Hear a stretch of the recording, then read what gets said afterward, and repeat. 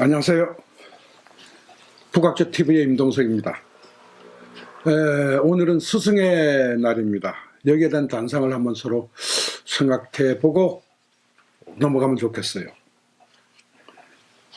부모님께서 나를 낳아 길러주셨고 뒤이어 나를 가르쳐준 스승이 없었다면 오늘 이 자리에 있을 수 없었을 겁니다.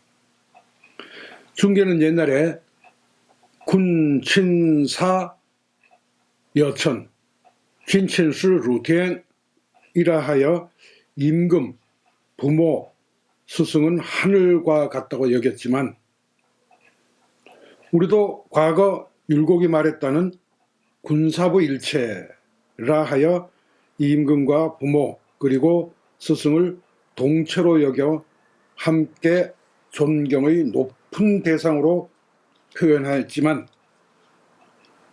지금은 이 말은 쓰지는 않습니다. 그럼에도 중국 벽언에는 일일위사 종신위부 이르외시 종선외후 즉 하루만 선생님으로 모셨어도 종신토록 아버지와 같다라 다들 알고 있습니다. 그런가 하면 우리 속담에는 선생님은 그 그림자도 밟지 않는다라고 하여 존경심을 드러냈고 사람을 가르친다는 것이 얼마나 어렵고 속을 태우는 것으로 여겼으면 선생님의 배우는 개도 안 먹는다라고 표현했을까요? 어쨌거나 우리는 스승 없이 성공하는 자는 없고 곁에서 삶의 바른 길을 일러주는 선생님 없이 그 성공을 쭉 이어간 자는 없습니다. 그리고 역사적으로도 대체로 성군은 반드시 끝까지 곁에 훌륭한 스승을 모시고 있었고 폭군이나 실패한 지도자에게는 바른 스승이 없거나 있다 해도 제대로 모시지도 않고 혹은 그러한 스승의 말을 귀담아 듣지 않고 자신만이 옳다는 독선을 부린 경우가 대다수입니다. 그리고 옛날 사람은 아이를 낳으면 반드시 어떤 선생님을 내 아이의 스승으로 모실까부터 생각한 것이 중국 대대歴이 보부편에 자세히 나와 있습니다. 나아가 아무리 성인이라도 스승 없이 그 큰 학문과 그 큰 덕을 이룬 이는 없습니다. 그래서 노나라 애공이 자하에게 오제와 공자 같은 성인도 스승이 있었느냐고 묻자 자하는 황제는 대진에게, 전욱은 녹도에게, 제곡은 적송자에게, 요는 윤수에게, 수는 무성부에게, 우는 서왕국에게, 탕은 위자백에게, 그리고 문왕은 교시자사에게, 무왕은 객숙에게, 주공은 태공에게, 중리는 노담에게 배웠습니다. 스승 없이 성인이 된 자는 없습니다. 라고 대답을 한 것이 기록으로 남아 있습니다. 이처럼 누군가에게 배우고 나서 드디어 덕무상사, 즉 천하의 모든 것이 스승인 단계에 이르러 성인이 된 것이죠. 그래서 중국인들은 지금도 그 고사에 나오는 여러 사례들을 아주 훌륭히 여기고 있습니다. 한편 설원에는 훌륭한 스승과 좋은 친구가 곁에 있고 시서 예학 같은 좋은 책이 그 앞에 펼쳐져 있는데도 이를 버리고 옳지 못한 짓을 하는 자는 드물 것이다 라고 하였습니다. 즉 현사량우가 재기측하고 시서 예학이 진기전인데 기위불선자는 선이라 하여 훌륭한 스승을 곁에 모시고 있는 그 자체만으로도 이미 인격은 이루어지고 수양은 쌓여가며 선량한 삶을 이어갈 수 있는 것이라 갈파하고 있습니다. 비록 까만 옛날 학창시절 콜리게 때부터 중고등학교와 대학을 거쳐 그 이상의 학문을 닦았다 해도 저는 주위의 훌륭한 이들을 살펴보면 대체로 늘 마음속에 적어도 스승 한두 분과 지금도 연락을 하고 자문을 하며 살고 있는 이들을 발견하면 참으로 아름다운 삶을 가고 있구나 하고 부러워하곤 합니다. 여러분 중에는 선생님의 칭찬 한마디에 인생이 바뀐 사람이 분명히 있을 겁니다. 그래서 곧 성인으로 불려 공자를 지성선사라 칭했고, 그 밖에 신앙과 종교 생활을 하는 이들도 석가나 예수도 결국 인류의 스승이며 그 높은 가르침에 의해 오늘날 우리가 이렇게 존재하고 있는 것이 아니겠습니까? 군주는 아무리 힘세고 권력이 막강하다 해도 그 한 시대에 그치고 말지만 스승은 영원을 두고 그 영향력이 이어지고 우러름의 대상이 되는 것입니다. 대만은 민국시대부터 공자 탄신일인 9월 28일이 노사절, 우리말로 교사절이죠. 교사절이고요.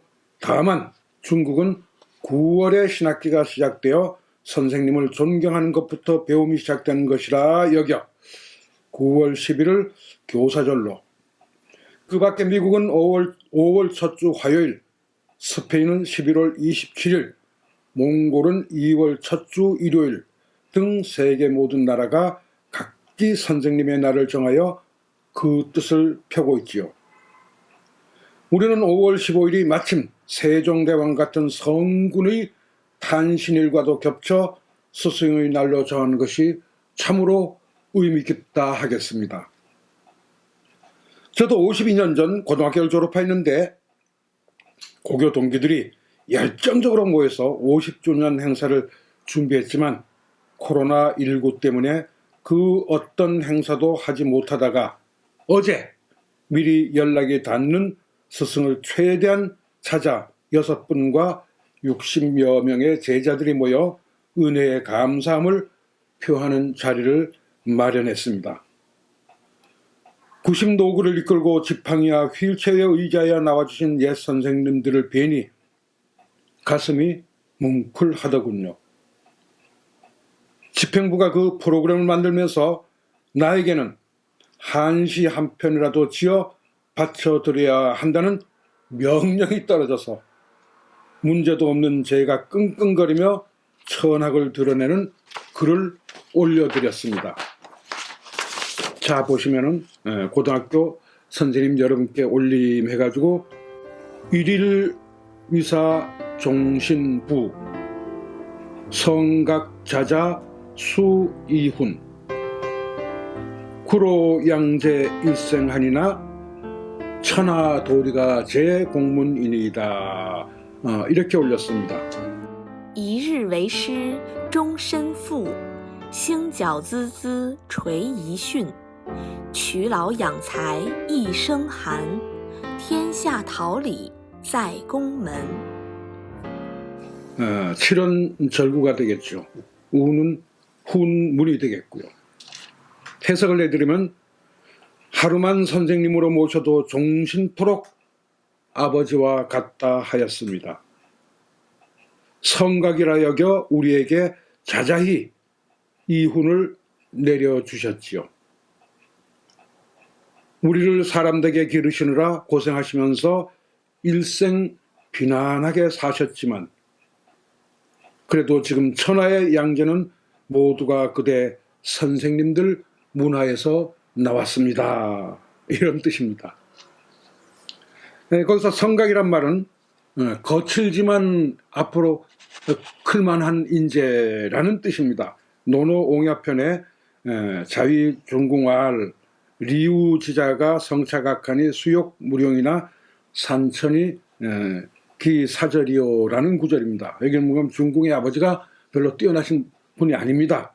그런데 그 아들이 중궁이 아주 똑똑하고 공부에 열심히였어요. 이걸 보고 공자가 리우지자, 그러니까 별로 똑똑하지도 않은 그 송아지죠. 그 송아지인데 성차각이에요.